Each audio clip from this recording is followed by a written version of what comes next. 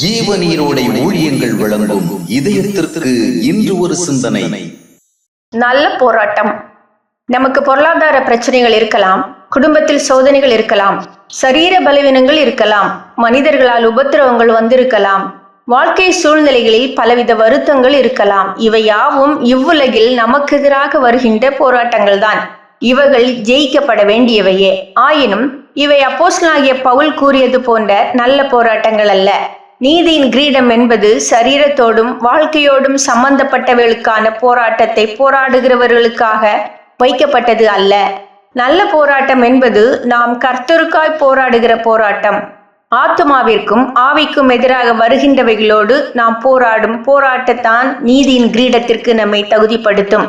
Abraham, யோசேப்பு, மோசே, தாவீது, எலியா, யோவான், பவுல் போன்ற யாவரும் தங்களின் வாழ்க்கை பிரச்சனைகளுக்காக போராடி வெற்றி கண்டதால் அறியப்பட்டவர்கள் அல்ல.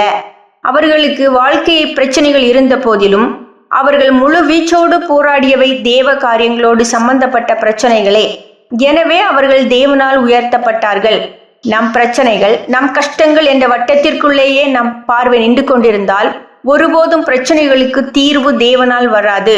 ஆவிக்குரிய வாழ்க்கை என்பது நம் பிரச்சனைகளுக்கு தீர்வு காண்பதையே முழு நோக்கமாக கொண்டிருந்தால் ஒருபோதும் நல் விளைவுகளை காண முடியாது. நாம் தேவனுடைய காரியங்களை முக்கியமாக கொண்டு அவைகளுக்காக போராடினால் கர்த்தர் நம் சொந்த பிரச்சனைகளுக்காக போராடுவார் என்பது உண்மை. குணநிலை குறைவுகள், பண்புநிலை தாழ்வுகள், சாட்சி வாழ்க்கை தொய்வுகள் ஆகியவற்றை நாம் பெரிய பிரச்சனைகளாக பார்க்க வேண்டும். பாய்ந்து வரும் பாவ இச்சைகள், பொல்லாத சிந்தனைகள், தவறான ஆசைகள், பொருளாசை சார்ந்த நடத்தைகள் போன்றவை நாம் தீவிரமாக எதிர்க்க வேண்டிய விஷயங்கள் என்பதை அறிய வேண்டும்.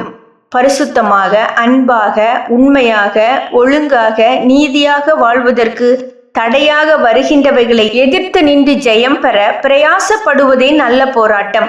இந்த போராட்டத்தை நாம் போராட தீவிரம் கொள்ளும்போது வாழ்க்கையோடு சம்பந்தப்பட்ட பிரச்சனைகளுக்கு தானாக வழி தோன்றும் என்பது மிகப்பெரிய உண்மையாகும்.